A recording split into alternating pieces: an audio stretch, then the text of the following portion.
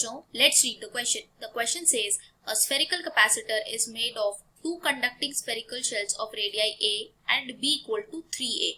The space between the shells is filled with dielectric of dielectric constant k equal to 3 up to a radius c equal to 2a as shown. If the capacitance of given arrangement is n times the capacitance of an isolated spherical conducting shell of radius a, then find the value of n. तो यहाँ हमें एक circuit given है जिसमें spherical shells के capacitor है और हमें बोला गया है कि जो इसका कैपेसिटेंस आएगा, नेट कैपेसिटेंस, तो उसका कैपेसिटेंस इक्वल होगा एक शेल के कैपेसिटेंस के, स्फेरिकल शेल के कैपेसिटेंस के, जिसका रेडियस है a। तो इसका अगर हम कैपेसिटेंस की बात करें तो इसका कैपेसिटेंस होता है 4 पाई एप्सिलॉन नॉट रेडियस, तो इसका रेडियस है a। तो इसके कैपेसिटेंस के n टाइम्स के इक्वल है और यहाँ हमें n की वैल्यू कैलकुलेट करनी है। तो इसके लिए जो हम की कॉन्सेप्ट यूज करेंगे वो यूज करेंगे कैपेसिटर ऑफ कंसेंट्रिक शेल्स। तो वो होता है 4 pi epsilon naught r1 r2 divided by r2 minus r1। तो ये होता है कैपेसिटेंस जो हम लिखते हैं for this concentric shell, 4 pi epsilon naught r1 r2 by r2 minus r1। तो ये की कॉन्सेप्ट हम यूज करेंगे। तो सबसे पहले हम जो कैपेसिटेंस कैलकुलेट करेंगे वो CA, मतलब हम पहले इसे ड्रॉ कर लेते हैं थोड़ा बड़ा ताकि हमें क्लियरली विजिबल हो कि हम निकाल क्या रहे हैं। तो इनिशियली ये है बाहर और एक C रेडियस तक डाइलेक्ट्रिक फील्ड है, तो ये रेडियस है A, ये बाहर का रेडियस ये है B और जो ये रेडियस है वो है C। तो सबसे पहले जो हम कैपेसिटेंस कैलकुलेट करेंगे वो कैलकुलेट करेंगे CAC का, CA से CC तक। तो CAC अगर हम कैलकुलेट करें तो इसके लिए हम फॉर्मूला लिखेंगे 4 पाई एप्सिलॉन नॉट, R1 यहाँ पर पे है A, R2 है इसमें C, divided by R2 C minus A।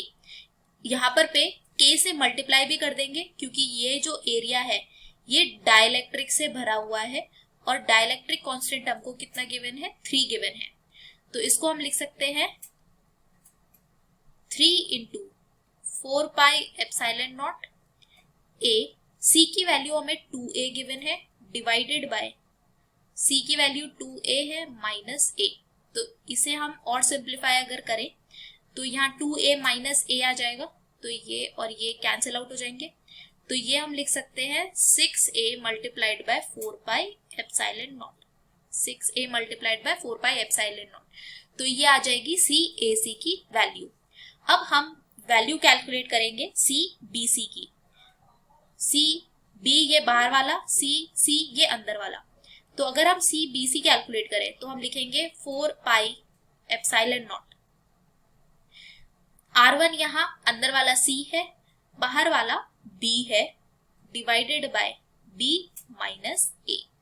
अब C की वैल्यू हमें 2A गिवन है, यहाँ कोई डाइलेक्ट्रिक नहीं भरा है बाहर वाले पोर्शन में, तो हम कोई भी K से मल्टीप्लाई नहीं करेंगे। तो 4 पाई एप्सिलॉन नॉट, C की वैल्यू 2A है, B की वैल्यू 3A है, divided by 3A minus 2A। अगर हम इसे सिंप्लीफाई करें तो 3A माइनस 2A A हो जाएगा और यहाँ से एक A की वैल्यू कैंसिल आउट हो जाएगी। तो ये हो जाएगा 6A multiplied by 4 pi epsilon naught. तो ये आ जाएगी हमारी CBC की वैल्यू CAC की equal, which is 6A multiplied by 4 pi epsilon not. अब हम देख सकते हैं कि जो ये दोनों कैपेसिटर्स हैं ये सीरीज में लगे हैं, तो C नेट जो आ जाएगा हमारा वो आ जाएगा 1 by C net is equal to 1 by C1 plus 1 by C2। ये यहाँ हो जाएगा 1 बाय C2। C1 की जगह लिखेंगे हम 1 बाय CAC प्लस C2 की जगह लिखेंगे CBC। दोनों की वैल्यू हमारी सेम आई थी, तो हम लिखेंगे 1 by 6A multiplied by 4 pi epsilon naught plus 1 by 6A multiplied by 4 pi epsilon naught. तो यहाँ से जो हमारा C नेट आ जाएगा वो आ जाएगा 3a multiplied by 4 pi epsilon naught. तो ये हमारा नेट कैपेसिटेंस आएगा जो हमें सर्किट गिवन था। हमें ये कहा गया कि जो ये C नेट है that is n times of C हमने बोला जो कैपेसिटेंस था ये स्फेरिकल शेल का जिसका रेडियस है a। तो ये हमने पहले ही बात करी कि इसकी जो कैपेसिटेंस होती है वो होती है 4 पाई एप्सिलॉन नॉट a। तो हम C नेट की वैल्यू लिख रहे हैं 3a 4 pi epsilon naught that is equal to n times of 4 pi epsilon naught a। अब यहाँ से 4 पाई एप्सिलॉन नॉट कैंसिल हो जाएंगे, a से a कैंसिल हो जाएगा। तो जो हमारी n की वैल्यू आई वो आई 3। तो जो हमारी n की वैल्यू है वो आई 3। तो हमारा जो फाइनल आंसर है वो है 3। I hope you understood this well. Thank you so much. All the best.